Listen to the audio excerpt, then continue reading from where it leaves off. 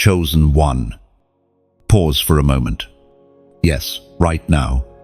Something sacred is reaching through the noise of your day to touch your heart. This is not coincidence.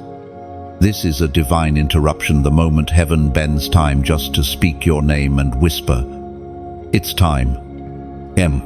You felt it stirring inside of you, haven't you? That quiet pull that refuses to fade.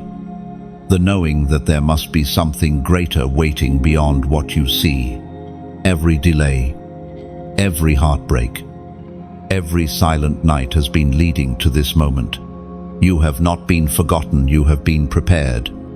Before the world ever gave you a name, heaven already knew yours. You were never meant to blend in. You were designed to stand apart, to shine in places others dim. That difference you've always felt, it's not a flaw. It's the mark of divine appointment. Let me tell you a story. There was once a chosen one named Eli. He lived quietly, unseen, working long hours, praying through exhaustion.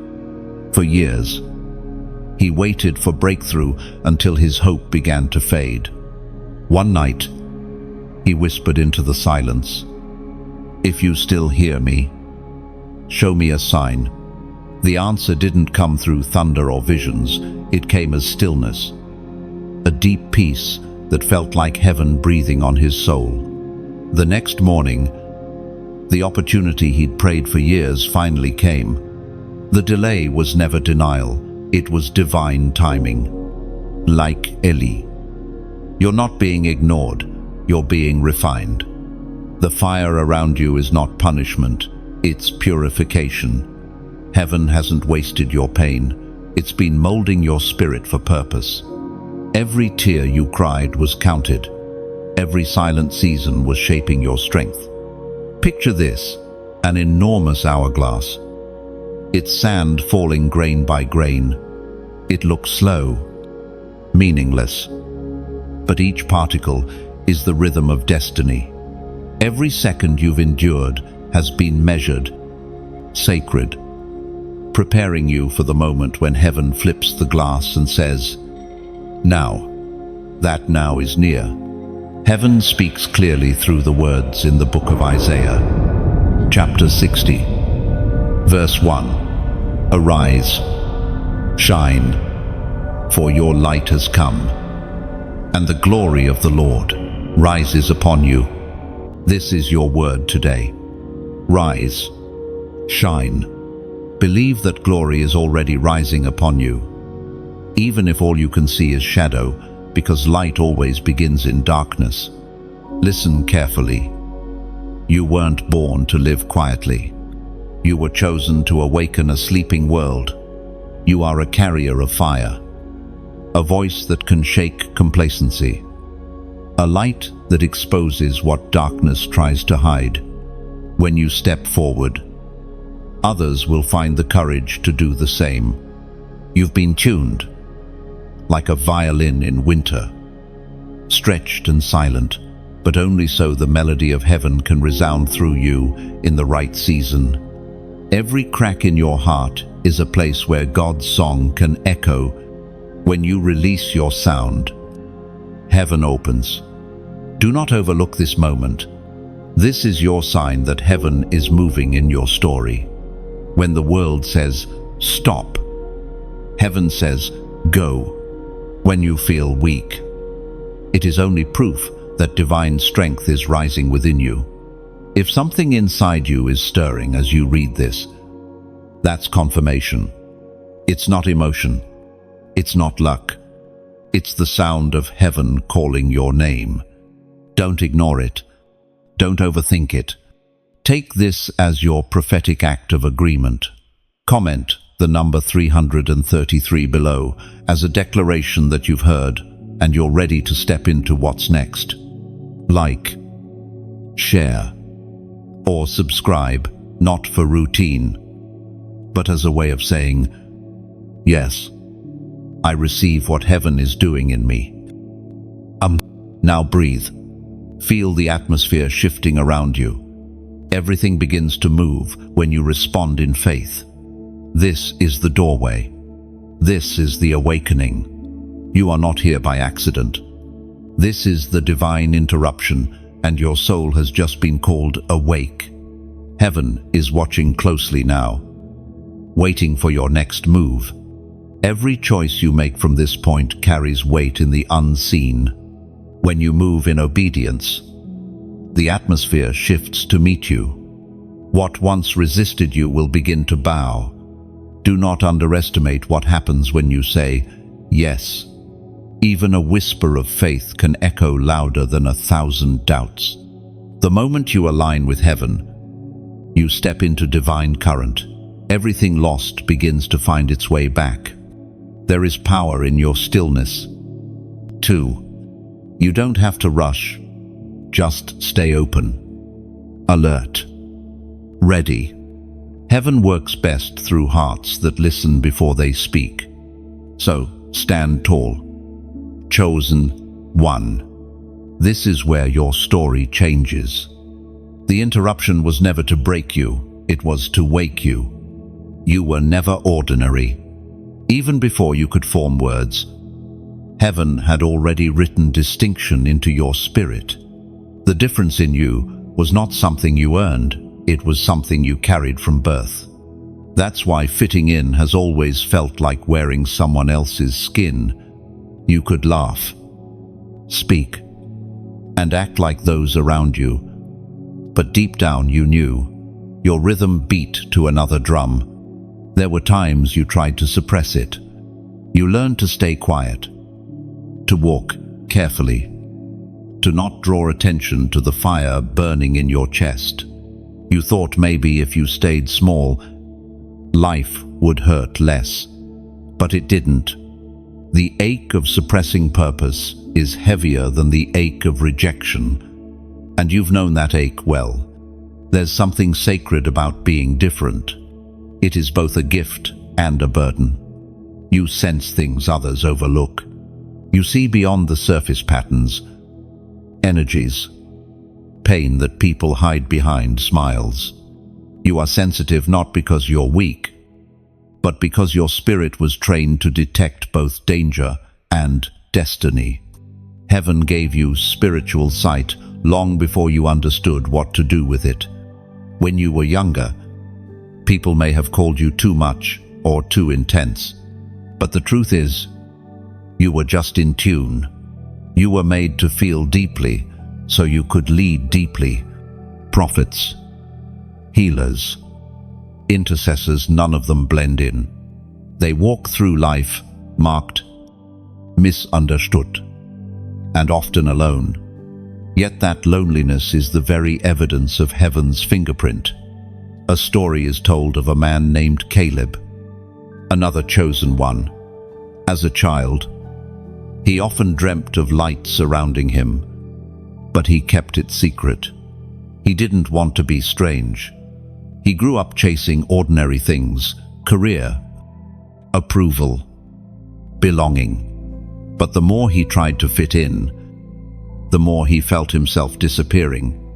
One day, while sitting on a park bench watching the rain, he finally whispered, "God, I don't even know who I am anymore." The wind shifted, and he heard deep inside his spirit, "You are mine." That was the first moment he stopped pretending. The first moment he began to live.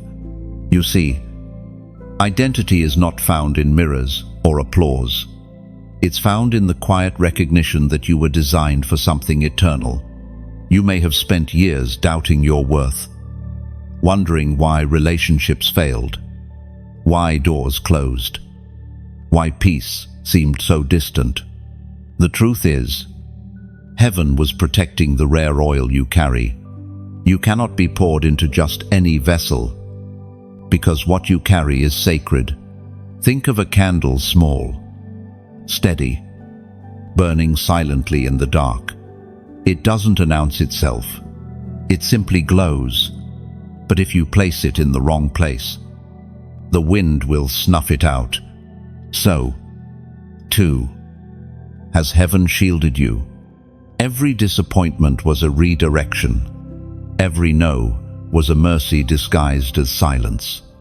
You may not realize it, but others have seen the spark in you. Some admired it, others feared it. That's why some friendships faded. Light always exposes what prefers the shadows. But do not resent those exits. Heaven often subtracts before it multiplies. The Apostle reminds us in his letter to the Corinthians, chapter 12, verse 6, there are different kinds of workings, but in all of them, and in everyone, it is the same God at work. There it is, the reason you've always felt different, because God expresses himself uniquely through you. Your gift doesn't need to resemble anyone else's to be divine. Some are called to speak, others to build, to write, to comfort, to fight. All are vessels of the same Spirit. The way heaven flows through you will not look like anyone else. And that's exactly how it's meant to be. So stop apologizing for your intensity, your sensitivity, your vision. Those qualities are not flaws, they're evidence. You have been marked for divine impact. When you walk into a room, the atmosphere changes because of who you carry inside. That's why the enemy fought you so early. Tried to convince you that your difference was a curse. He feared what would happen the moment you discovered it was actually your crown. Now you are awakening to that truth. The veil of confusion is lifting. You no longer need to chase validation from those who never understood your value. The time of hiding is ending, and the world will soon see what heaven has always seen. You were never meant to imitate, you were meant to illuminate. You were never ordinary, and now, the realization of that fact is becoming your greatest strength. There have been nights when you've sat in silence, wondering if heaven had gone quiet on purpose. You prayed, and nothing changed.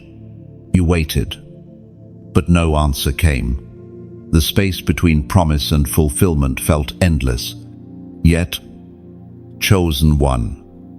That silence was not absence, it was orchestration. The pause you despised was where your spirit learned to breathe differently. Heaven sometimes hides in stillness, because that's where noise can no longer deceive you. If every prayer were answered instantly, faith would never grow roots. You've learned to cling to hope in the dark, and that endurance has become your hidden crown. There's a sacred weight to silence. It strips away every false comfort, every illusion of control, leaving you face to face with what you truly believe. In that emptiness, you meet the voice that doesn't shout, it whispers.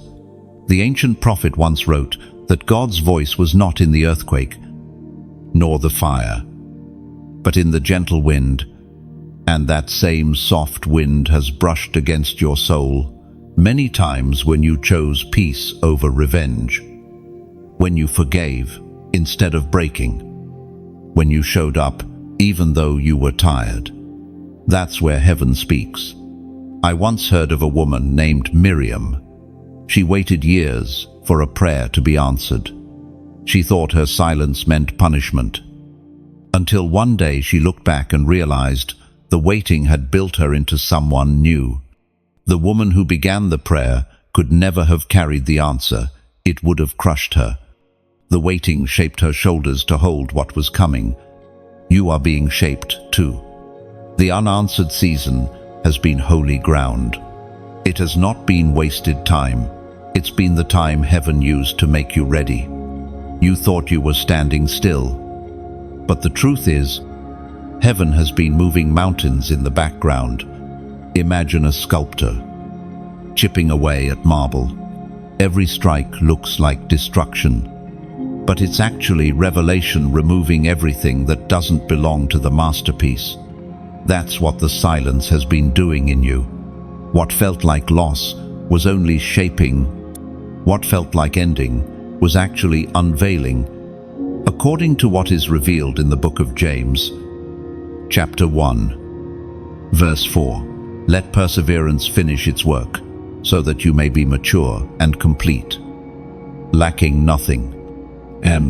That is the purpose of the silence, to complete you, not to punish, not to ignore, but to prepare. The delay has been discipline, not denial. Sometimes you say, God, I'm tired, and heaven answers, good, now I can carry it. You were never meant to do this in your own strength. When you finally surrendered control, that's when grace took over. The silence was heaven teaching you to depend, not despair. And yes, I know the loneliness that comes with it, the ache of not being understood. But listen closely, this isolation has been incubation, like a seed buried beneath soil. You've been hidden for growth, not rejection. The soil may feel heavy, but it's where roots dig deep. The hidden place is where heaven trusts you to grow without applause. There's a divine irony in this. When you think nothing is happening, everything is happening. Heaven does its best work behind curtains. Your spirit has been rewired, your heart softened, your discernment sharpened. What you thought was silence was God building capacity. So now, at the edge of breakthrough, take one quiet moment and breathe. Look at where you are. You have survived what was meant to silence you. You have endured what others would have abandoned. That is not weakness. That's divine proof of calling. Before you move on, type, I still trust, below. Let those 3 words be your declaration that silence has not stolen your faith. You write them not for the algorithm, but for heaven to see. Because every time you say it, I still trust, darkness loses its grip just a little more. Your story is not stuck. It's steeping, like tea resting in hot water. The flavor grows stronger the longer it waits. You are not behind schedule. You are right on divine time. Hold on. Chosen one. The silence is about to break. When heaven moves, it rarely announces itself with noise. The shift begins softly in whispers, in small alignments, in people suddenly crossing your path. Learn to notice these divine breadcrumbs. They are heaven's quiet proof. Sometimes the silence ends, not with thunder, but with peace. That sudden calm inside you, that's not emptiness, it's arrival. It's heaven saying, what you prayed for is already here.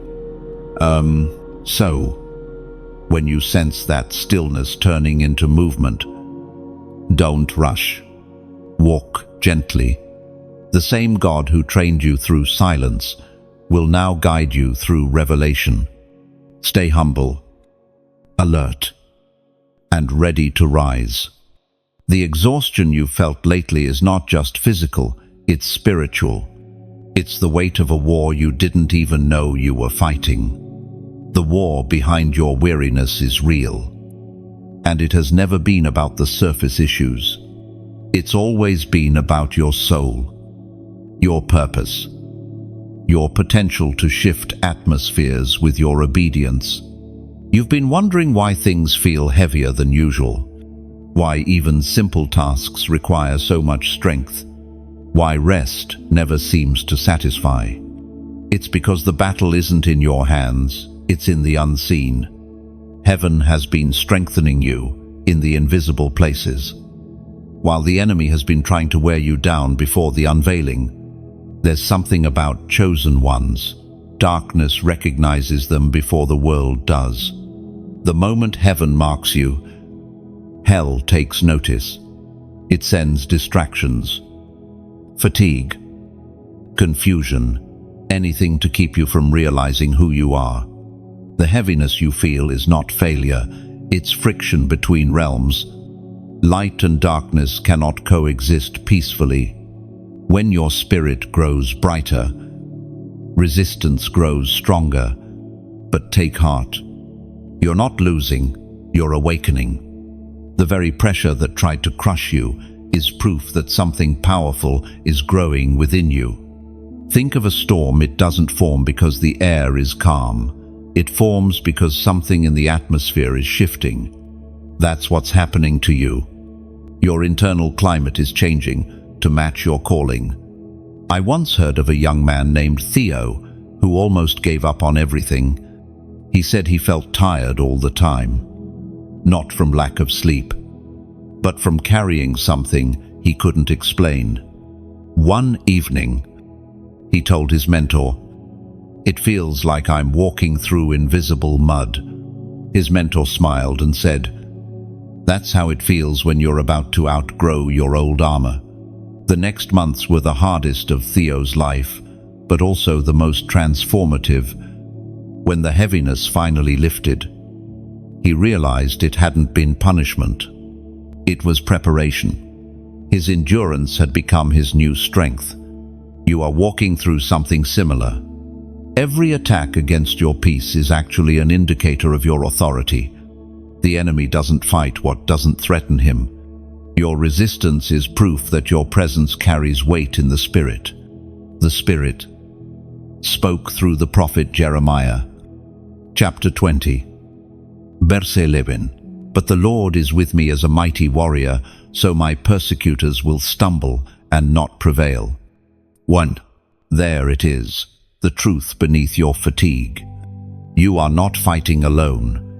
The mighty warrior stands beside you. The same presence that split seas and silenced storms now fights for you in silence. You felt unseen, but heaven has been defending you quietly.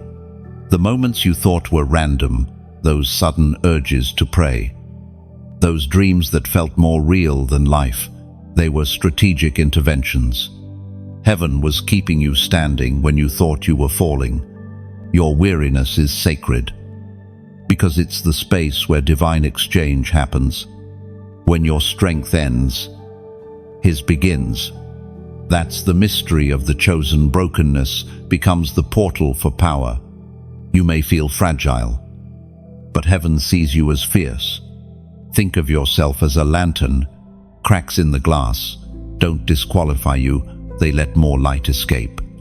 The weight you're carrying is only proof that heaven trusts you with light, strong enough to resist the darkness pressing against it.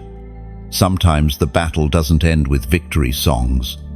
It ends quietly with you still standing, still believing, still breathing. That's triumph too. Heaven doesn't always measure victory in noise. It measures it in endurance. If you could see what's happening around you right now, the angels assigned to your path, the way darkness trembles at your persistence, you would never question your strength again. The enemy's strategy was never to defeat you. It was to exhaust you until you quit. But you didn't quit. You're still here. That's the miracle. So rest. But don't retreat. You're not weak for needing pause. Even warriors need to breathe. Jesus himself withdrew to quiet places to restore his strength. You are doing the same. Learning the rhythm of divine warfare. Fight. Rest. Rise. Repeat. Your spirit has scars that heaven calls badges. Every sleepless night, every tear that fell onto the floor unseen, has become a testimony in the invisible archives of faith. You have survived what was designed to destroy you. That's not coincidence. That's calling. This weariness won't last forever. The heaviness will lift. The fog will break. And when it does, you will realize that the battle didn't steal your power, it revealed it. You were never meant to collapse under pressure. You were meant to transform within it. So as you stand in this quiet aftermath, Remember this truth. Your weariness is not weakness. It is evidence of resistance, of strength, of heaven's trust in you. You are being prepared for something that requires this depth of endurance. And soon, very soon, the same strength that carried you through the shadows will carry others through theirs. When heaven speaks through chaos, it doesn't always sound holy at first. It sounds like loss, confusion, the sudden closing of doors.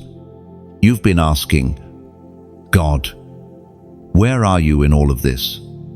But what if the chaos wasn't the enemy's noise? It was heaven's language. Sometimes divine direction hides inside disruption. The plan that shattered was never failure. It was redirection. Heaven speaks not only in whispers, but in winds. And winds of change rarely feel gentle. You've seen your world tilt, relationships break, dreams collapse. It hurt deeply. Yet, in that breaking, you began to see beyond illusion. You discovered that the storm was not your end. It was your unveiling. There's a story about a young woman named Leah. Everything she trusted fell apart: her engagement, her work, her peace. She sat alone in the dark and said, "If you're still here, help me see you." That same week, a stranger told her, sometimes God must dismantle what's weak to reveal what's eternal. Leah realized her ruins were foundations in disguise, as was spoken in the sacred texts of Hosea. Chapter 6, verse 1. Come, let us return to the Lord, for he has torn us, that he may heal us. He has struck us down, and he will bind us up. Lie. Every tear carries a blueprint for healing. The chaos that tore you apart was actually stitching you back together in stronger form. When heaven shakes your foundation, it's not to destroy your house, but to test its frame, to ensure that what remains can endure eternity. A gardener prunes not out of anger, but out of vision. Each cut promises future fruit. Look closely, and you'll see that even in chaos, mercy has order. Delays protected you. Closed doors saved you. Every storm carries a rhythm of redemption. Now, let's talk about something gentle, something human. These words, these messages, they travel far beyond screens. They find people in their midnights and remind them that hope still breathes. And if, somewhere in this moment, your heart has been stirred, you can help that echo continue. Think of it like casting a small stone into still water. One ripple touches another until an entire surface moves. When you like, when you share, when you subscribe, you're releasing ripples of light that move through unseen waters. You become part of the current that carries comfort into someone else's storm. And if you ever feel led to go a step further to donate, see it not as giving something away, but as planting a seed in sacred soil. Every small seed finds its way back, multiplied in peace, purpose, and provision. You are not funding a voice. You are watering a garden that others will one day walk through. Each gesture is voluntary, each one holy. There is no demand here, only invitation. Just as rain never asks the earth for permission before it gives, your generosity flows best when it's free. Your engagement keeps this flame alive, not because of numbers, but because of connection. Somewhere tonight, someone will find this message because you chose to let your light ripple outward. And if all you can offer is attention, that too is sacred. Listening is a form of giving. Presence is currency in heaven's economy. So breathe. You are part of something larger than algorithms or views. You are helping heaven speak through chaos, turning storms into songs, fear into faith, endings into beginnings.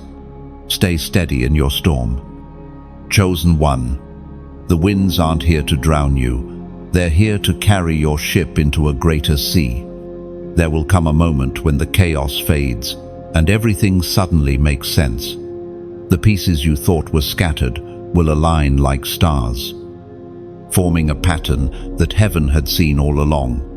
When that clarity comes, you'll smile, not because everything is perfect, but because you'll finally understand why it had to be this way. Every storm, every tear, every detour, each one was a sentence in heaven's letter to you. And when gratitude rises in your chest, let it overflow quietly. Gratitude is worship without words. The language of those who have seen both loss and resurrection and still choose light. Let that be your song. As you walk forward, remember this: what once broke you now builds you. What once frightened you now fuels you. You are walking proof that chaos cannot cancel. Calling it can only crown it. So step forward gently, with the calm of one who knows they're guided. The storm was never meant to sink you. It was meant to show you could walk on waves. You are ready now. Rise. There comes a moment in every chosen one's journey when heaven no longer whispers but calls by name. You felt it lately, the tug in your spirit, the sense that something sacred is unfolding. This is not imagination, it's invitation. You are being called into covenant. The covenant moment isn't loud.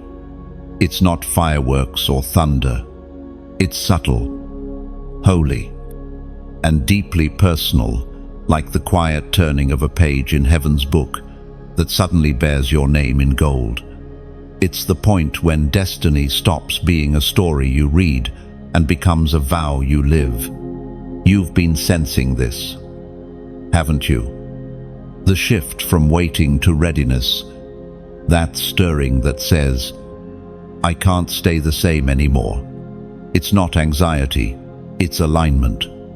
Heaven is reminding you that you and purpose were never separate. You were simply in different seasons. In the old days, covenants were sealed in blood, built on loyalty, not convenience. Today, your covenant is written in perseverance, your refusal to give up when everything around you said to stop. Heaven noticed the nights you stayed faithful, the prayers you whispered through exhaustion, the love you gave when there was nothing left. Those were your signatures on the heavenly contract. A woman named Selah once prayed for years to know her purpose. One morning, while watching the sunrise, she felt the words settle in her heart. Stop waiting to be chosen. Start living as chosen. From that day, she began to lift others, to serve unseen. Her covenant wasn't spoken, it was lived. You, too, are being invited to live what heaven already declared. The restlessness you feel isn't frustration, it's divine pregnancy. Something within you is about to be born. But heaven won't deliver what you won't commit to nurture. The covenant moment is when you decide, I'm ready to carry what I was created for. Then, we are reminded through the writings of David in the Psalms, chapter 50, verse 5, Gather to me my faithful ones, who made a covenant with me by sacrifice. Then, that's what this season is about. Sacrifice, not suffering. You're trading comfort for calling, convenience for conviction. Every true covenant costs something. It costs pride, fear, and the false identity you built to survive. But what you gain in return, peace, power, purpose, is far greater than what you'll ever lose. Heaven doesn't force your yes. It waits for it. Your obedience is not demanded, it's desired.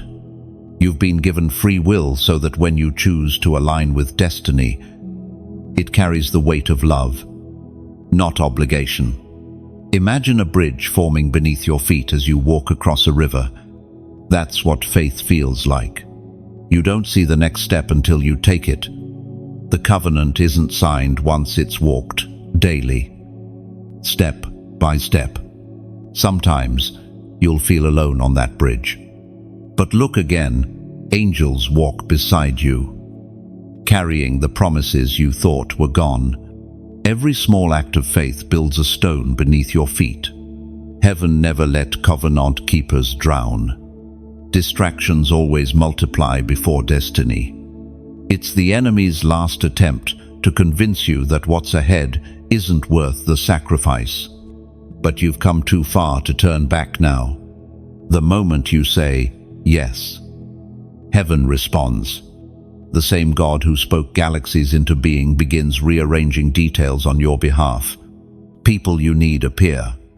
Opportunities open quietly. Strength rises where you once felt weak. Now, pause. Feel that pull in your spirit. That's not emotion, it's recognition. Heaven is waiting for your response. As an act of agreement, comment the number 111 below. Let it be your symbolic yes to covenant. This is not superstition, it's alignment. 111 represents unity, your will aligning with heaven's, your spirit with purpose, your life with divine order. When you type it, you're declaring, I'm ready to walk in oneness with my calling. No, this number isn't magic, it's memory. Every time you see it, you'll remember this moment. The day you stopped questioning and started covenanting, your yes will echo. It will mark this day as the moment heaven began accelerating what's been waiting to unfold. You'll feel it in subtle ways, in peace where there was confusion, in direction where there was drift, in boldness where there was hesitation. Remember, chosen one, covenants are not contracts. You sign once they're relationships. You renew daily. Each sunrise is heaven's way of saying, I still choose you. End of 2. So, choose back. Choose to believe again. Choose to walk forward even when you can't see. Choose to become the promise that's been spoken over your life. This is your covenant moment. Step into it with reverence, not fear, with fire in your heart and heaven at your side. There is a kind of loneliness that no crowd can cure, the kind that comes from being set apart. You felt it, haven't you? That strange ache that follows you even when people surround you. You laugh, you listen, you smile, but inside, something remains untouched, unsatisfied. That's the mark of the exile season, the sacred isolation of the chosen ones. This season is not punishment, it's preparation. Heaven hides you, not because you're forgotten, but because you're being refined. The exile is the space between calling and commissioning, the wilderness, where your roots learn depth before your branches bear fruit. In the quiet, God is teaching you to stand without applause. You've been stripped of validation so that your identity can no longer depend on attention. That's what makes this stage so painful. The voices that once affirmed you have gone silent, and all you hear now is the echo of your own prayers. But that echo is holy. It's heaven training your ears to recognize the whisper that others miss. I once heard about a young man named Jonah, not the prophet, but an ordinary believer who felt invisible for years. He served faithfully, helped others, gave his best. Yet no one noticed. He began to think that maybe he had misunderstood his purpose. But one night, while reading, a phrase came alive inside him. Even hidden seeds are growing. That sentence changed everything. Jonah stopped chasing recognition and started cultivating depth. Months later, doors opened that he never could have forced. The exile had grown roots strong enough to carry weight. You, too, are in that stage. Heaven has been pruning your relationships, your plans, even your habits, not to harm you, but to separate what's holy from what's hollow. You may have wondered why certain people drifted away, or why familiar places suddenly felt uncomfortable. It's because light was outgrowing its old frame. When your frequency rises, not everything can stay tuned to you. Isolation has always been the anointing room of prophets.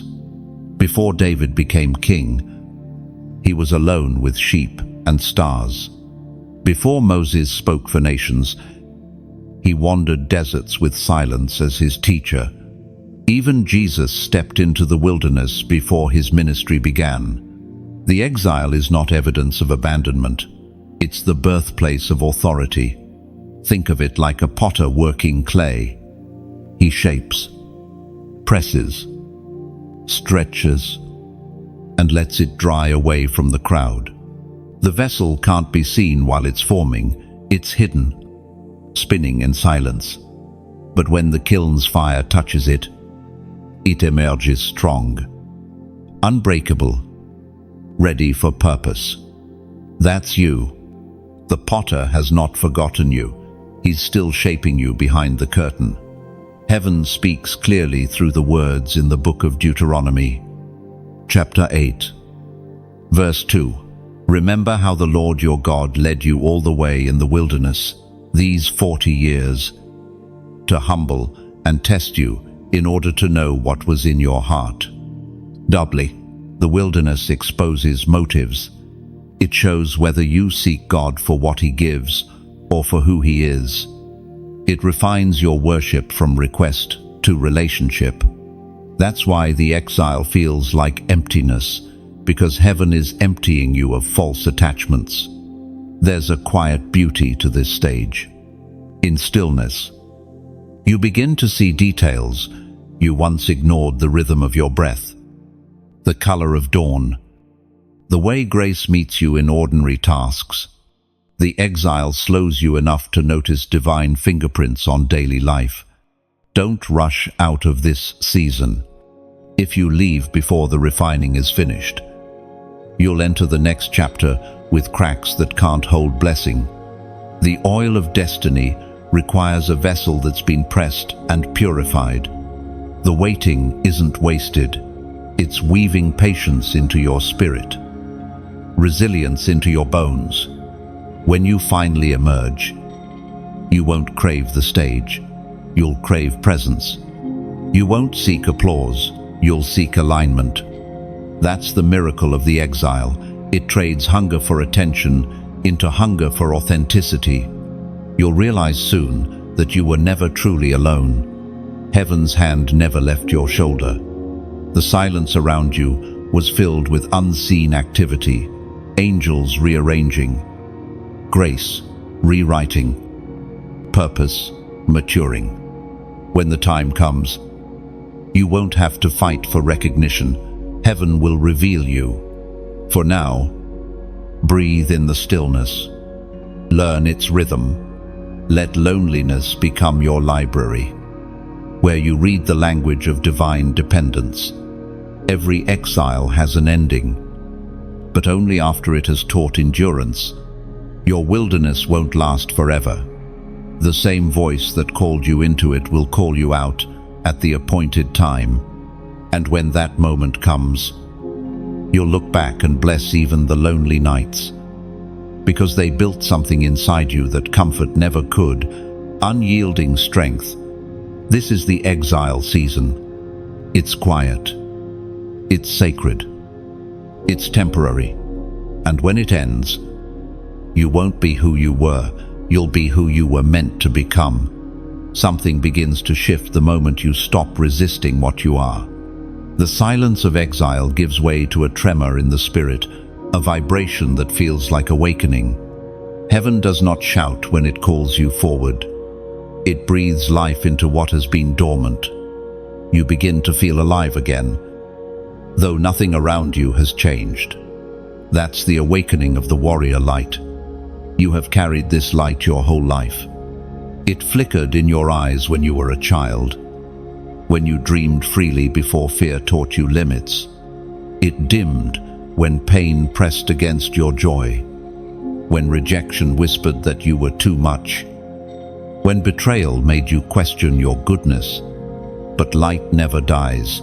It only waits to be remembered. Now, heaven is reminding you, the ember within you has endured the storm. It's time to rise and let that light move from survival to strength. The awakening isn't about becoming something new. It's about remembering who you've always been. The warrior light isn't loud or violent. It doesn't destroy, it reveals. It exposes darkness simply by existing. When you walk into a room, people sense something shift, even if they can't name it. That's the authority of presence. Not arrogance, not noise, just light that knows where it came from. The story is told of a woman named Nara. She grew up in a broken home, always trying to fix everyone around her. She learned early that pain can make people cruel. For years, she kept her light hidden, believing she had to earn love by staying small. One night, she dreamed of herself standing in a field, surrounded by lamps, each one dim, until she lifted her hand. When she touched them, they all blazed at once. She woke in tears, realizing her healing was never meant to end with her. It was meant to ignite others. That was her awakening. Yours may not look the same, but it will feel the same. A quiet conviction that you are not here by accident. You begin to sense courage rising in the very places fear once lived.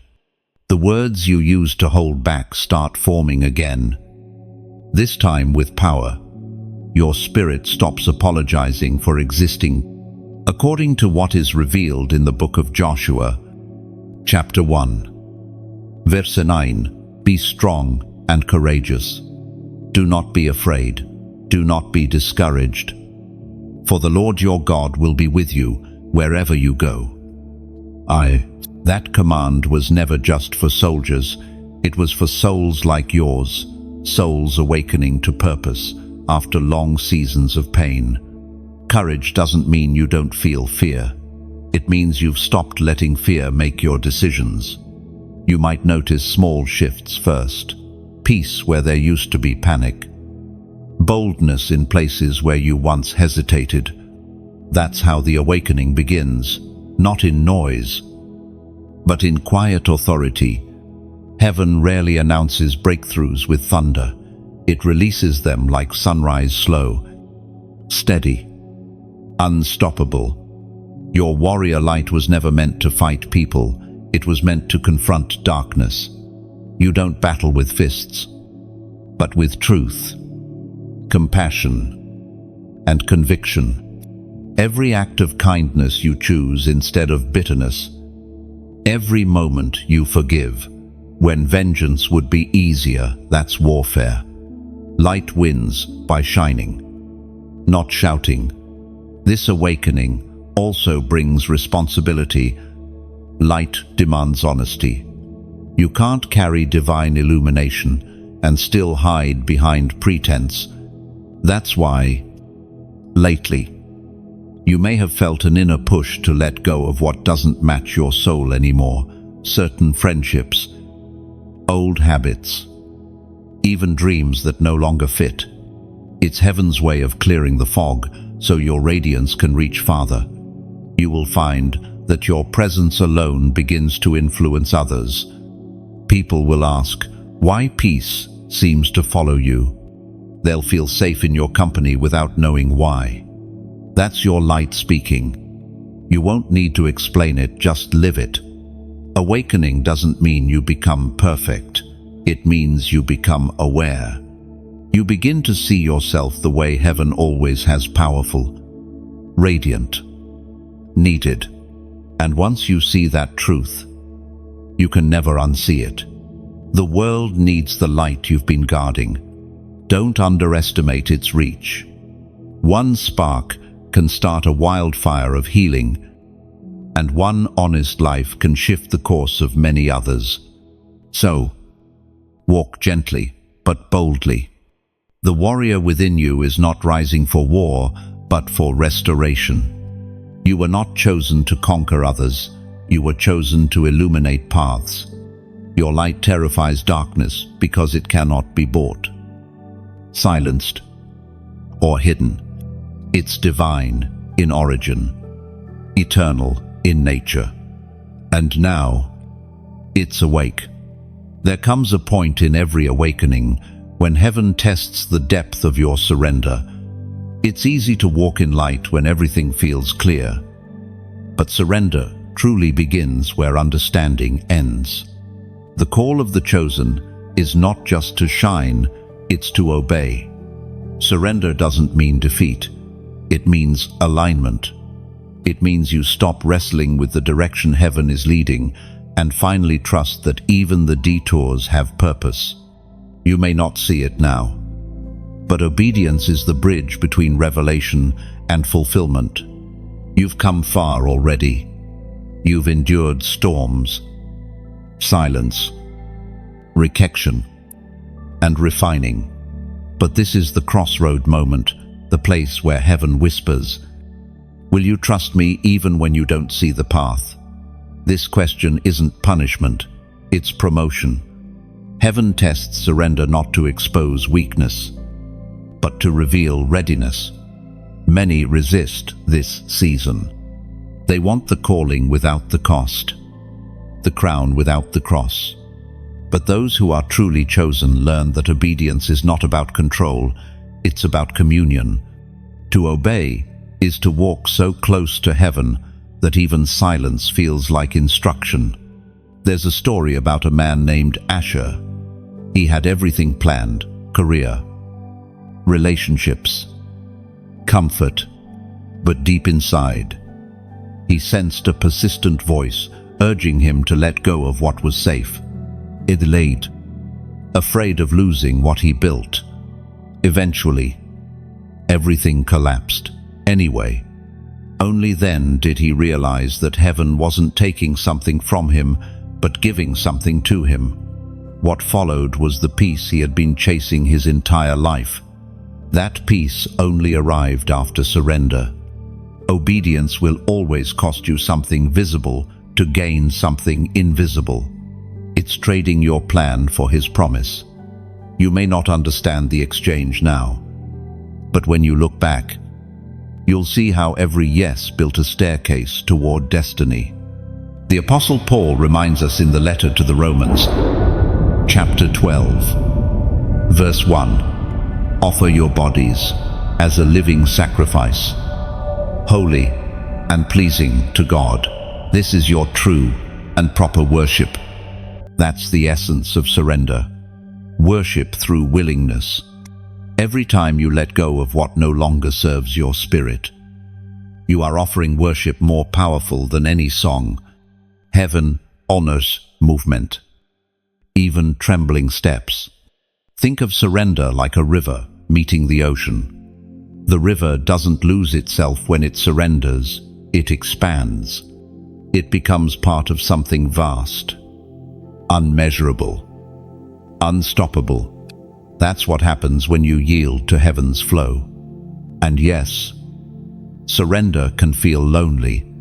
The world celebrates control, not yielding. But while control builds walls, surrender opens gates. You'll find freedom in the very act that once felt like loss. In this season, heaven is asking you to lay down more than fear.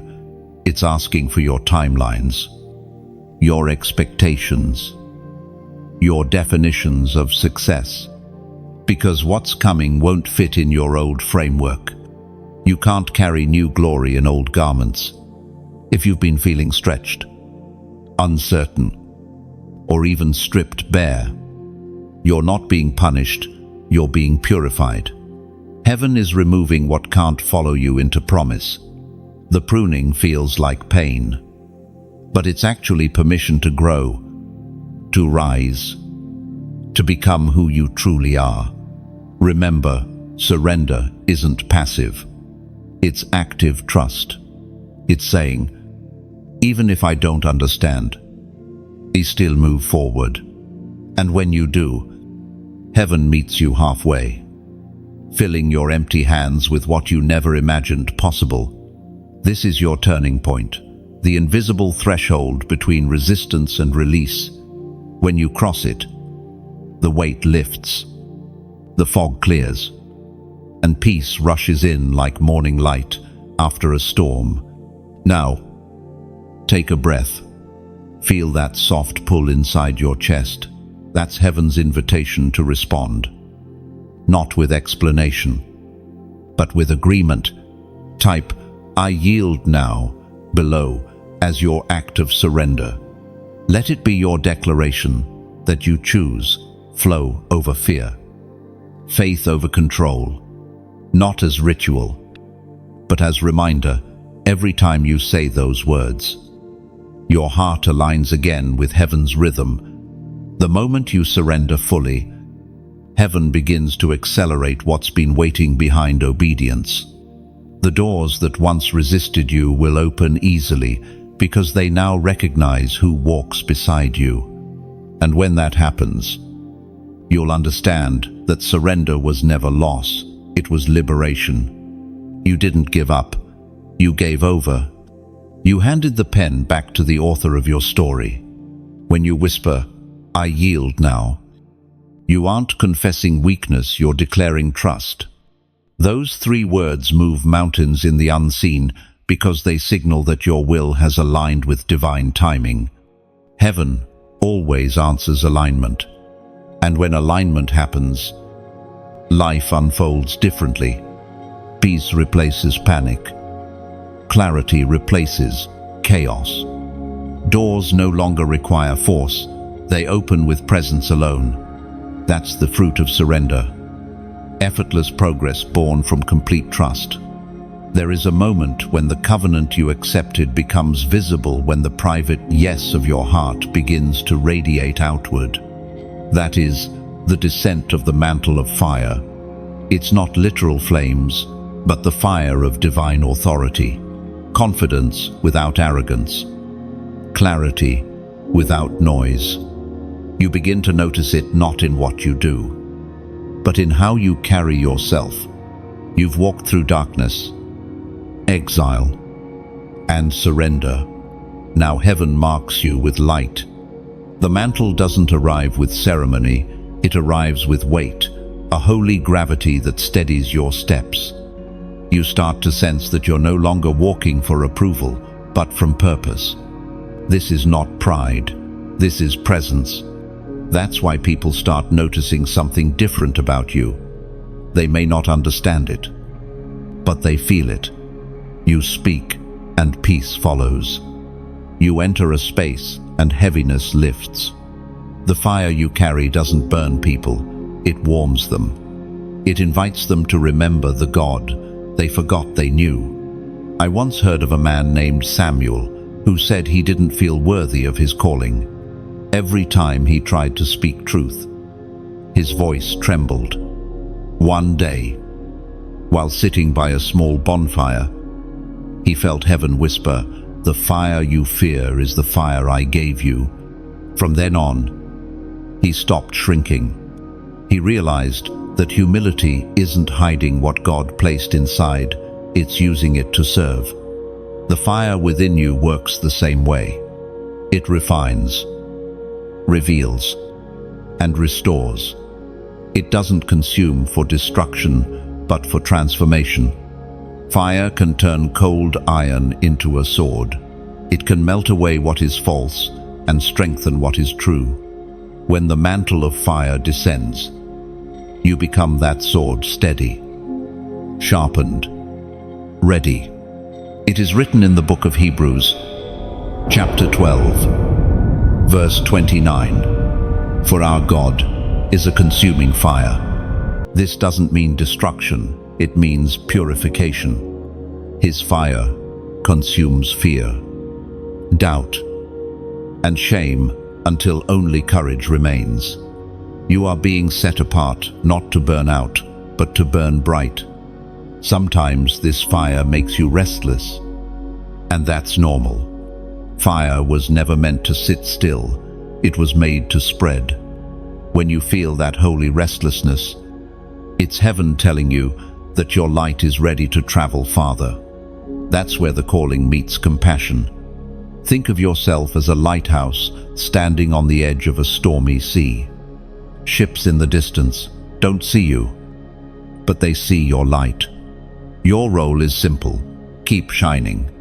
The waves may crash, the wind may roar, but as long as your flame stays lit, someone will find their way home. This is where community matters. No fire survives in isolation. Sparks need other sparks to keep burning through the night. And that's what this space is meant to be, a gathering of lights, each flame adding warmth to another. If the messages here have ever touched your spirit, helped you feel seen, or reminded you that your story still matters, you can help keep this flame alive. When you like, when you share, when you subscribe, you're not just engaging, you're releasing echoes of light into the atmosphere. Each click is like tossing a glowing pebble into the vast night sky. Its ripple travels farther than eyes can see, stirring hearts you'll never meet. And if you ever feel moved to donate, let it be from the same place. Your prayers come from gratitude, not pressure. Think of giving as setting a lantern afloat on a silent river. It drifts away from you, but its light finds the weary traveler downstream. No one counts how many lanterns you release. Heaven only counts the love carried within them. Your gesture, be it a like, a share, a subscription, or a donation, is never an obligation. It's a ripple of kindness written in light. Even if all you give is attention, that too is holy. Listening itself becomes offering when your heart stays open. Sometimes it's not the loudest flames that change the night, but the ones that refuse to go out.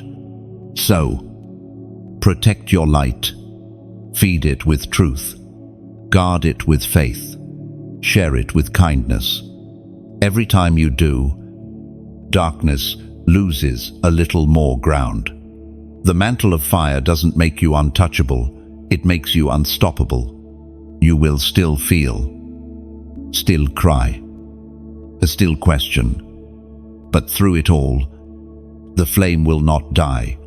It will guide you, refine you, and remind you you were never meant to live in shadows. So, let the fire speak through you, not as destruction, but as warmth. Let it travel through your words, your kindness, your courage. The world doesn't need more noise, it needs light that burns clean and steady. You were chosen to carry that flame, and if your spirit stirs right now, take that as confirmation. Heaven's fire is resting upon you. Walk with it humbly, carry it boldly, and remember, you are not the fire's owner, only its keeper. The deeper you walk into purpose, the more you begin to notice patterns that can't be explained by logic alone. Numbers repeat, dreams return, faces reappear at perfect timing. These are not coincidences, they are prophetic signs left like breadcrumbs across your path. Reminders that heaven is near. You've seen them before. The same number showing up on clocks, receipts, or street signs. The same words spoken by different people within days. You may have brushed them off. But they were whispers, subtle ways. Heaven confirms what your spirit already knows. Prophetic signs are heaven's handwriting in ordinary life. They don't predict, they affirm. They remind you that destiny is not something you chase, but something already woven into your days. The pattern exists not to control you, but to comfort you, showing that you are walking in step with divine rhythm. Sometimes these signs appear when you doubt most. They come like gentle nods in moments of fatigue, a song lyric answering your prayer, a stranger's kindness timed with your breaking point, a sudden peace in the middle of panic. These aren't random comforts. They're messages stitched into reality by a God who speaks fluently in detail. I once heard of a woman named Arya who kept seeing the same feather appear on her morning walks. It happened for weeks. At first, she thought nothing of it. Then one morning, during a particularly difficult day, she prayed silently. "If you still see me, send me a sign." Moments later, the same feather drifted down and landed in her open palm. She wept not because the feather had power, but because she realized heaven had been listening all along. Signs like that don't happen to prove something magical. They happen to show something personal. They remind us that God is not distant. He is involved, attentive, deliberate. When heaven wants to comfort you, it often doesn't speak in thunder. It leaves traces of tenderness in your path. As Jesus himself declared in the Gospel of Matthew, chapter 10, verse 29, "Are not 2 sparrows sold for a penny? Yet not one of them will fall to the ground outside your Father's care. No, if even sparrows are seen, how much more are you? The same God who counts feathers counts your tears, your steps, your sighs. Nothing escapes his notice." Prophetic signs don't always look mystical. Sometimes they're hidden in timing, meeting the right person at the right hour, narrowly avoiding a road you later learn was dangerous, receiving news just when you needed encouragement. Heaven's orchestration is often quiet but precise. You are being invited to notice again, to look at your life with new eyes. These signs aren't meant to make you obsessed. They're meant to make you aware. Awareness births gratitude, and gratitude keeps the heart aligned with heaven's pace. Think of prophetic signs like constellations. A single star might seem insignificant, but when you step back, you see the shape of something divine connecting them all. Your life, too, holds a constellation of moments, each one meaningful, each one part of the design. Some dismiss signs as coincidence, but coincidence is heaven's way of staying anonymous. The wise recognize patterns not to predict the future, but to perceive the present. Every repetition, every nudge, every alignment is heaven's whisper. You're exactly where you need to be. And maybe lately you've been sensing that 2 numbers following you, dreams repeating, a phrase echoing in unexpected places. Don't let fear interpret it for you. Let peace be your translator. Heaven doesn't use fear to guide the chosen. The message of true signs is always reassurance, never anxiety. If a door closes, it's a sign of protection, not rejection. If peace leaves a room, that's your cue to exit. If joy wells up unexplainably, that's heaven's green light. Learn to read peace. It's the language of divine direction. There will come a time when the signs quiet down. That doesn't mean heaven has stopped speaking. It means you've learned the language so well that you no longer need external confirmation. The signs that once appeared around you will begin to rise within you. You'll dream less of proof and more of purpose. You'll stop asking for signs and start becoming one, a living reminder to others that faith still works, that heaven still speaks, that light still finds its way through the cracks. When that shift happens, you'll realize the greatest sign was never the numbers, the feathers, or the coincidences. It was you still standing, still believing, still radiant, despite it all. You are heaven's confirmation embodied. There are certain moments on the calendar that carry a weight you can feel in your bones, days that seem charged with meaning before anything even happens. October 20th is one of those moments. For the chosen ones, it is not just another date, it is an appointed hour. Heaven has been aligning threads for this time, weaving unseen patterns that are now ready to unfold. You may not fully understand why your spirit feels alert right now, but heaven's clock has struck a new hour. The atmosphere is shifting. This isn't superstition, it's synchronization. The same way the ocean knows when to rise and fall with the moon, your spirit knows when heaven moves. And this is that tide. October 20th represents divine convergence, the meeting point of waiting and release. Everything you've endured, learned, lost, and gained has been leading here.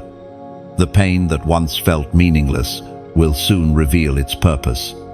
The seeds buried in tears are about to bloom. You might sense a strange mix of peace and urgency today, as if something invisible is whispering, "Prepare, not for disaster, but for destiny." This is the hour when what's been forming in secret begins to step into sight. A story is told of a woman named Mara who felt prompted to start again after years of silence.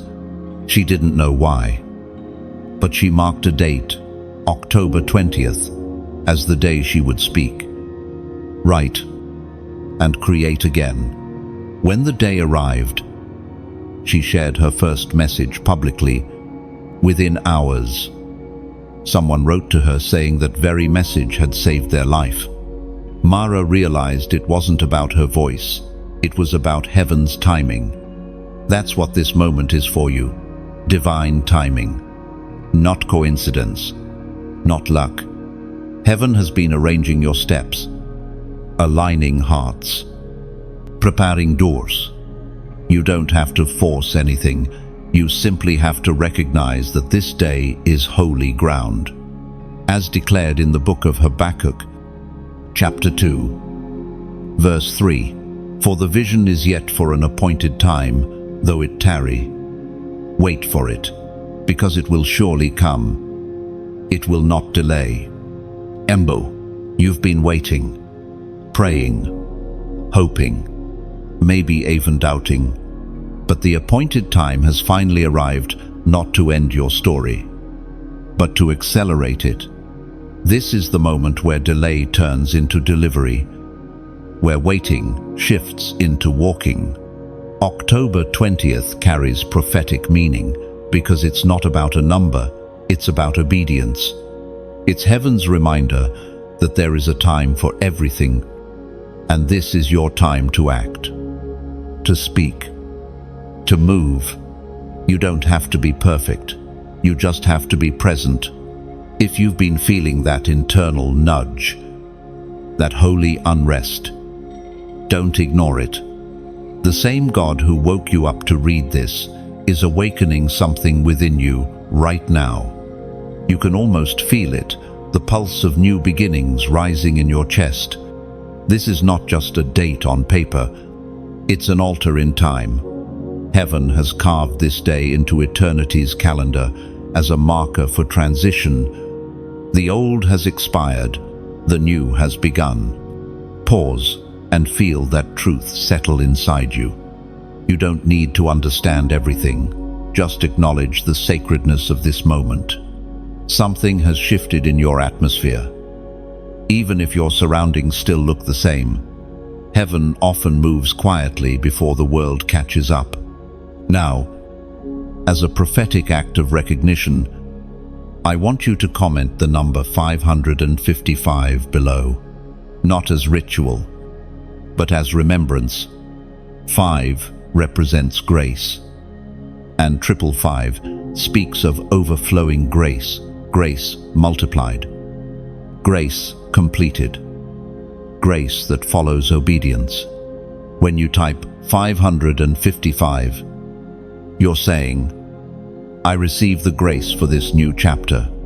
It's your agreement that this appointed time will not pass you by, that what heaven releases today, you will not resist. It's a sign that you are aligned, awake, and ready. Let it be personal. Whisper the number in your heart before you write it. Feel its meaning: grace to rise, grace to rebuild, grace to run again. The world may treat today like any other day, but you know better. You can feel it. The air is charged. Your soul aware. Heaven close. This is October 20th, the doorway between what was and what will be. When you step through it, step lightly but confidently. You're not crossing into uncertainty. You're walking into prophecy fulfilled. And each step you take from here carries the sound of grace echoing behind you. This is your appointed hour, your sacred day, your sign in time. Heaven has spoken, and your spirit has answered. Every covenant, every awakening, every appointed hour eventually leads to a breaking. Not a breaking that destroys, but a breaking that releases. Before new wine can flow, the old wineskin must tear. This is that season, the breaking of old chains. You may have felt it recently, the pull to let go of what once felt essential. Habits, people, thought patterns, even certain dreams. They've begun to feel heavier than they should. That isn't coincidence. It's heaven signaling that what carried you here cannot carry you forward. There is a tenderness in how God breaks things. He never shatters in anger. He opens in mercy. What feels like collapse is often release pressure, giving way to freedom. And if you felt torn lately, it's because grace is creating room for breath again. The chains that once defined you, fear, guilt, and shame, or the endless need for approval, are snapping quietly. Heaven doesn't always make noise when it delivers.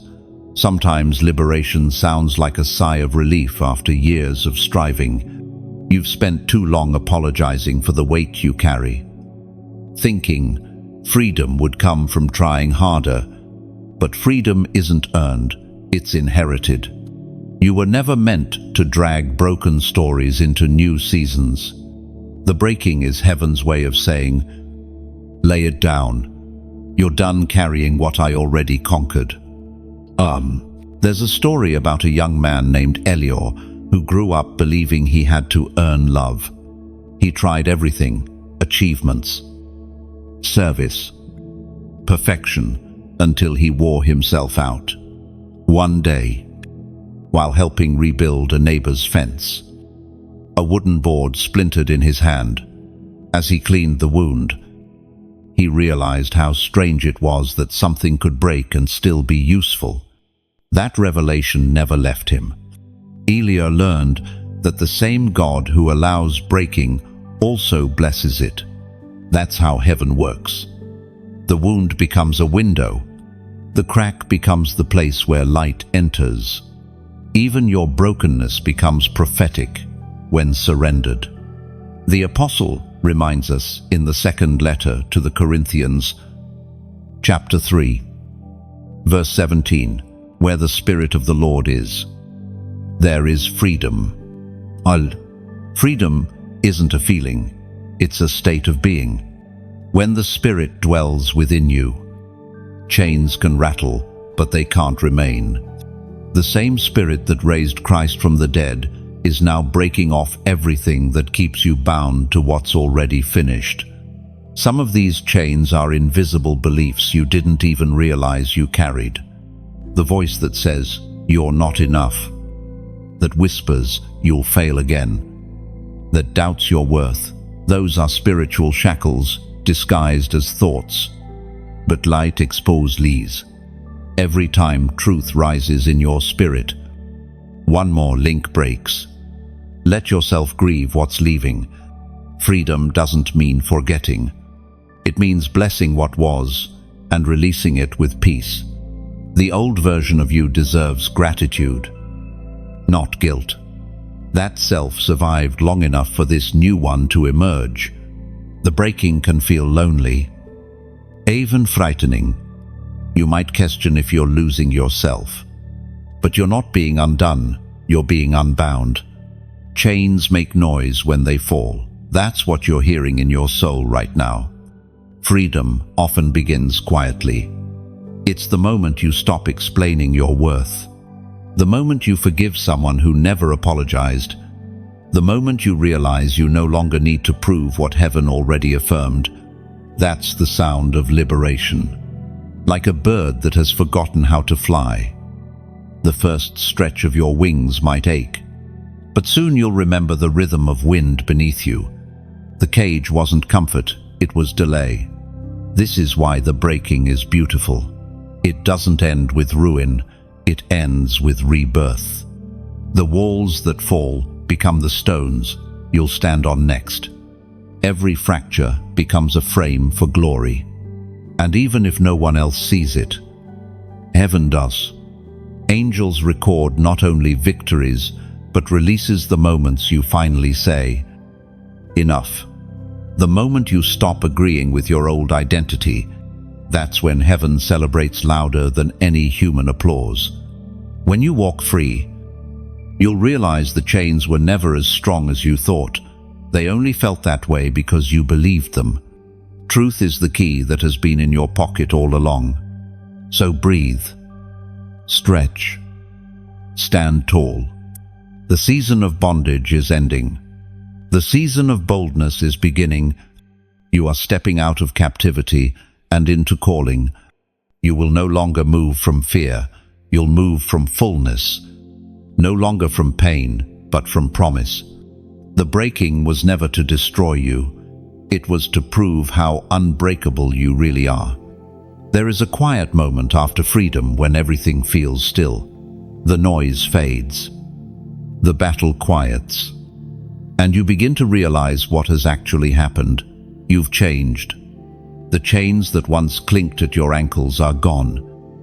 And in their absence, you feel both weightless and uncertain.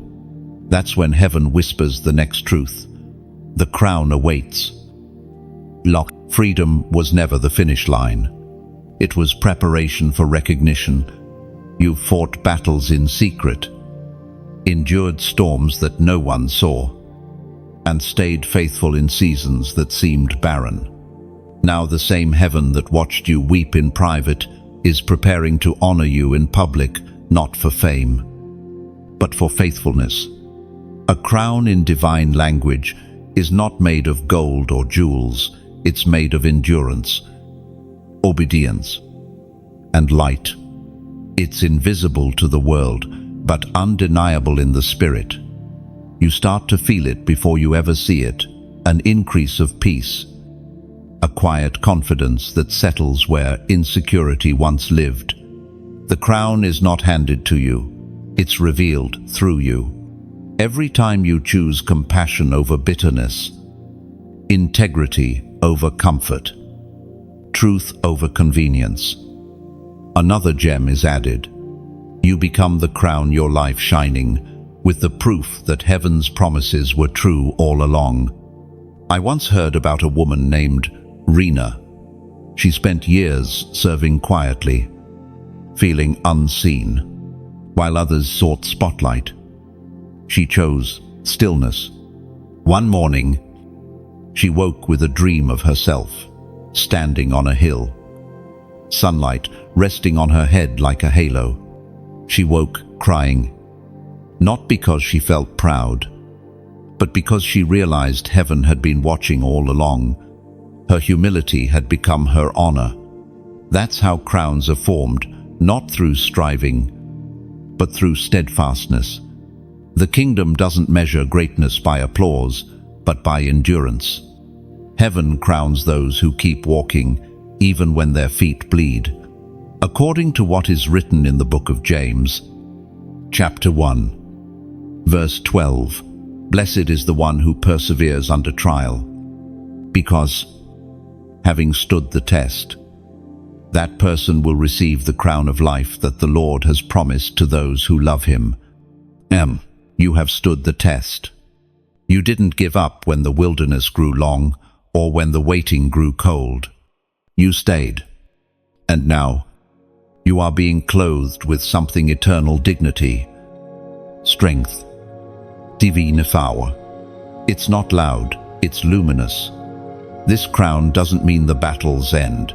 It means you now fight from victory, not for it. You carry heaven's authority in your spirit, and that authority carries peace. People may not understand it, but they will feel it. When you walk into places that once broke you, you'll find they no longer have power. That's what happens when royalty walks, where bondage used to be. The crown also changes how you see others. You no longer envy their shine, because you understand where light truly comes from. You no longer crave validation, because you've tasted belonging. The crown frees you to celebrate others without fear of losing your own glow. Think of it like the sun rising over a field of wildflowers. Each bloom reflects the same light differently. Non è compete. Yet together they create beauty that takes your breath away. That's what heaven's crowns look like: diverse, radiant, and rooted in grace. Receiving the crown doesn't mean perfection, it means permission. Permission to finally be who you were meant to be all along. Permission to lead without ego, to love without fear, to shine without apology. You might still hear whispers from your past voices that question your worth or mock your progress, but they hold no authority anymore. The moment heaven places its seal on you, no opinion can remove it. You've been authenticated by endurance. This is also why the crown is heavy. It reminds you that glory is responsibility. To wear it means to serve others with the same grace that lifted you, to kneel while carrying honor, to lead not with pride, but with presence. The world rewards performance. Heaven rewards perseverance. That's why many never see their crowns. They abandon the process too soon. But you didn't. You stayed through silence, through storms, through breaking. That steadfastness has become your shining proof. Now when you look in the mirror, you may not see gold, but you'll feel radiance, that quiet strength in your chest, that calm certainty that no storm can steal. That's the crown resting upon you. It cannot be taken, only carried. And someday, when all striving ends, you'll realize this crown was never about recognition at all. It was about reflection. You've become a mirror for heaven's light on earth. Every act of love, every stand for truth, every gentle word of courage, that's the sparkle of eternity shining through you. So stand tall, walk softly. The crown awaits, but in truth, it has already begun to rest upon you. There is always a quiet warning before elevation. It isn't loud or frightening, it's gentle. Like the wind that rises before dawn, heaven always whispers before it lifts.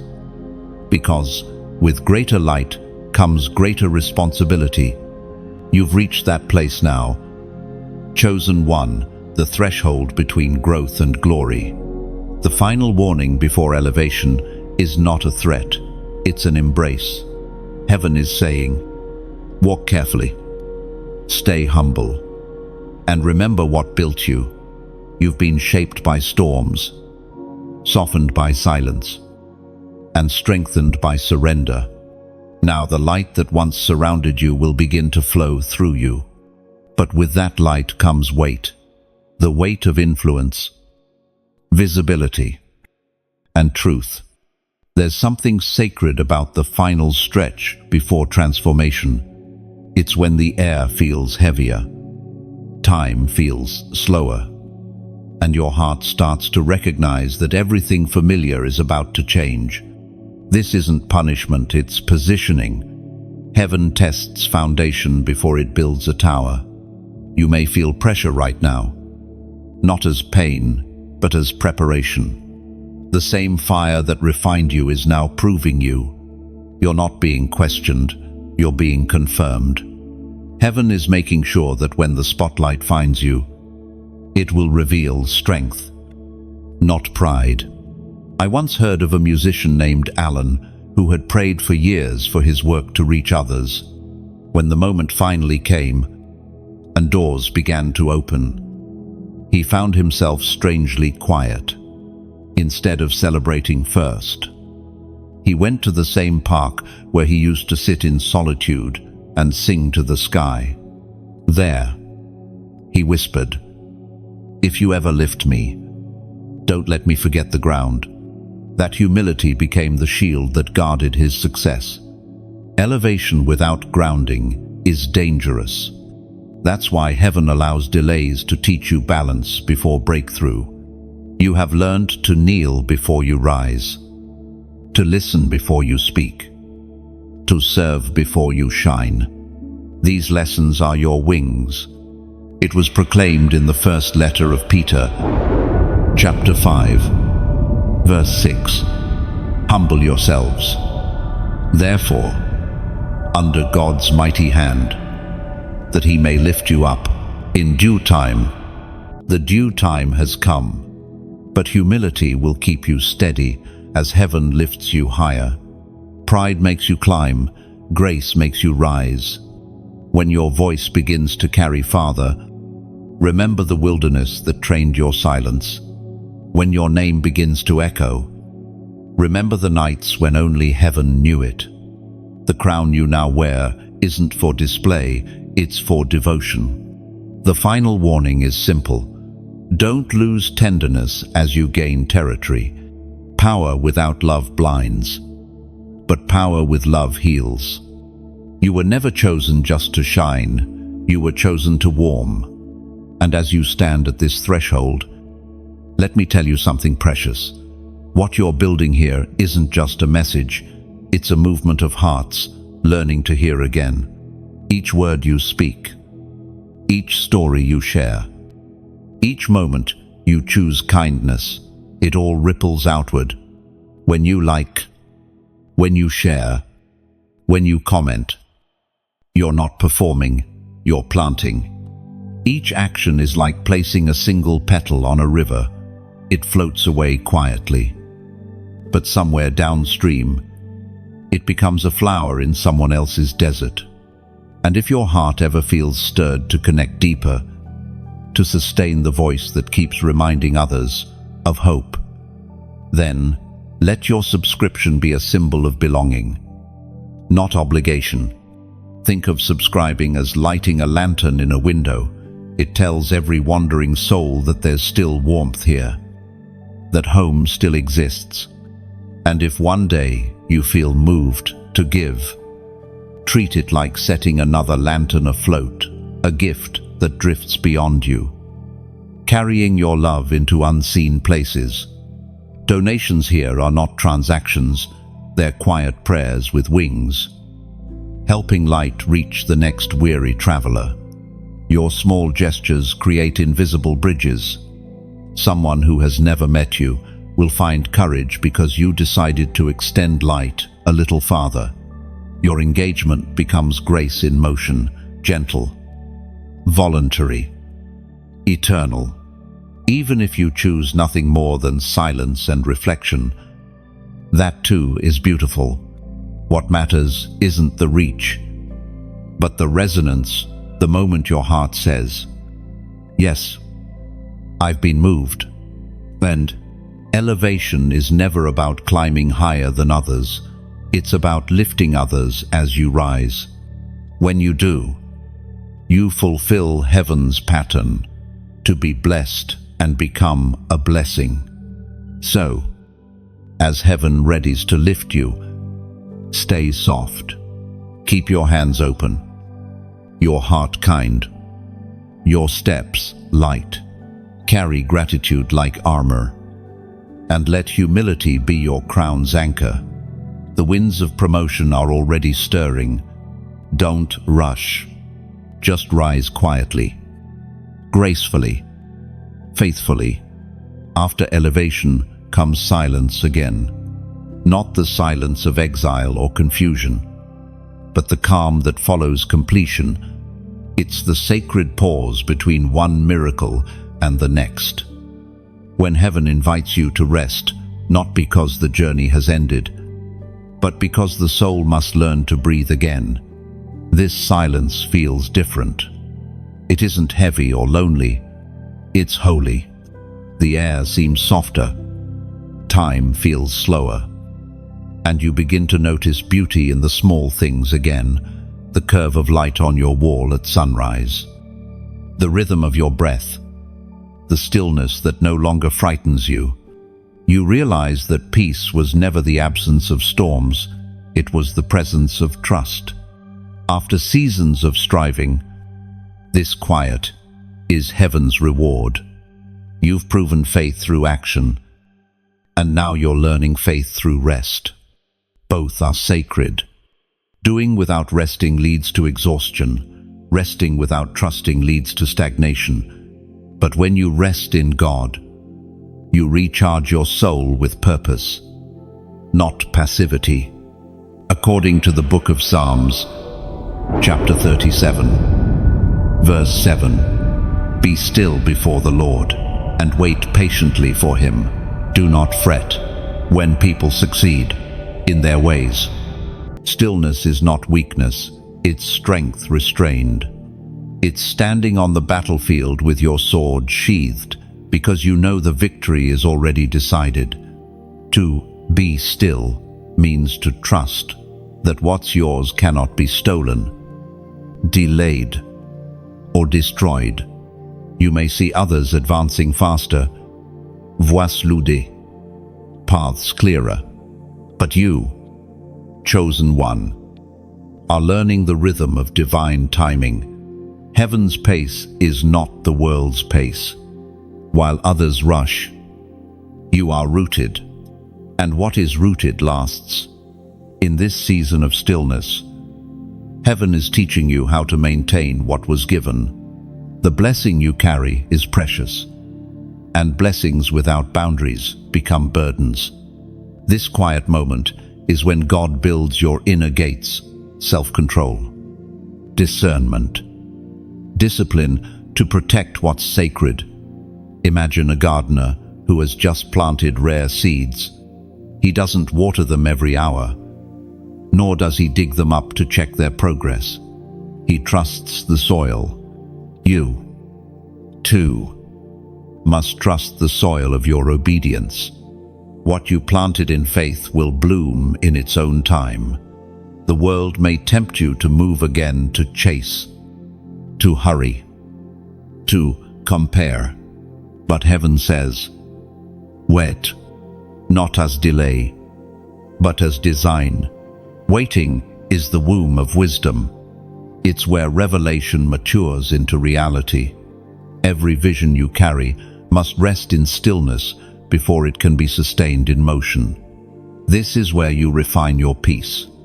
Learn to sit in rooms where noise used to control you. Learn to observe without reacting, to listen without interrupting, to rest without guilt. The quieter you become, the more clearly you'll hear heaven. Sometimes God hides answers inside rest. While your mind settles, your spirit hears what busyness drowned out. Stillness becomes the sacred classroom where wisdom teaches without words. That's why those who rush often miss revelation. It's hidden in the pause between breaths. I once heard of a woman named Kyra who had prayed fervently for clarity. For months, heaven seemed silent. One morning, while sitting beside a lake, she felt led to stop praying and simply listen. As she watched the water ripple, peace filled her chest like warm light. In that stillness, she heard the words, "I was never quiet, you just needed to slow down." That moment changed her forever. That's what this season offers you, the invitation to slow down enough to sense God's nearness again. To realize He was never absent, He was waiting for the noise to fade. Rest doesn't mean disengagement. It means refinement. It's where you stop proving and start perceiving. The same God who led you through warfare now leads you beside still waters, not to forget the fire, but to balance it with peace. Let this silence cleanse you. Let it reorder what ambition disorganized. Let it teach you how to carry power with gentleness. The chosen are not called to constant noise. They are called to consistent peace. When the world moves too fast, don't match its pace. Anchor deeper into presence. When others shout for attention, whisper gratitude. When chaos rises, become stillness itself. That's what divine maturity looks like, not louder faith. But quiété confidence. There will come another season of movement, another wave of miracles. But for now, rest. Savor the stillness.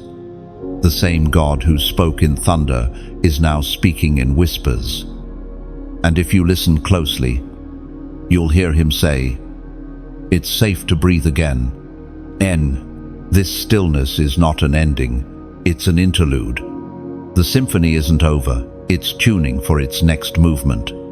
And when the music rises again, you'll play from peace, not pressure.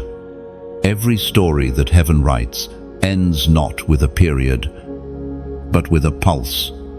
It doesn't close, it breathes. You have walked through wilderness, fire, silence, and light. And now you stand on the other side, not untouched, but transformed. This is the point where revelation becomes reflection, where you look back, not in regret, but in recognition of divine design. If you trace the steps behind you, you'll see it, the mercy hidden in delays, the purpose buried in pain, the wisdom disguised as loss.